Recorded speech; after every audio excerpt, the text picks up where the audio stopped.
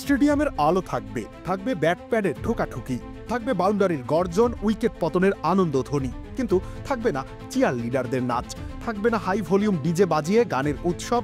ভারতীয় cricket board এবার হয়তো বুঝে ফেলেছে, সব সময়ের বিনোদন একরকম হয় না, সব আবহই উৎসব চায় না। ইন্ডিয়ান প্রিমিয়ার লিগের তাই বাদবাকি অংশে অনেকটাই রং হারাতে চলেছে। এর সাথে শীর্ষস্থানীয় অনেক বিদেশিকেই দেখা যাবে না, তাই আইপিএল তার চিরকালীন আবেদন হারাবে।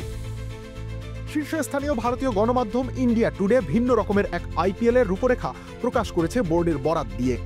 Board of control for cricket in India মনে করছে ভারত এখন উৎসব করার মতো অবস্থায় নেই। বিশেষ করে কেবলই একটা সীমান্ত সংঘাত থেকে উঠে এসেছে ভারত, সেখানে ক্রিকেটের আয়োজনও তাই এবার হবে রয়ে শোয়ে। বোর্ডকে এমনই প্রেসক্রিপশন দিয়েছেন সাবেক ভারতীয় অধিনায়ক সুনীল গাভাস্কার। তিনি মনে করেন, দেশ জুড়ে যখন স্বজন হারানোর বেদনা, তখন আইপিএলে বাড়তি আয়োজনের বাড়াবাড়ি, নাচ গান না থাকাই ভালো। ম্যাজিক হার্বাল টুথপেস্ট দূর করে দুর্গন্ধ সৃষ্টিকারী দাঁতের সমস্যা। ইয়েস, দেখাও তোমার ম্যাজিক।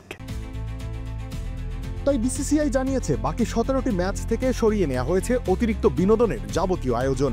চিয়ার লিডার নয়, ডিজে নয়, শুধু মাঠে বল আর ব্যাটের লড়াই, সাথে বাড়তি নিরাপত্তা ব্যবস্থা তো রয়েছেই। সব মিলিয়ে আইপিএলের বাকি অংশ নিয়ে একটু অস্বস্তিতেই আছে ভারত।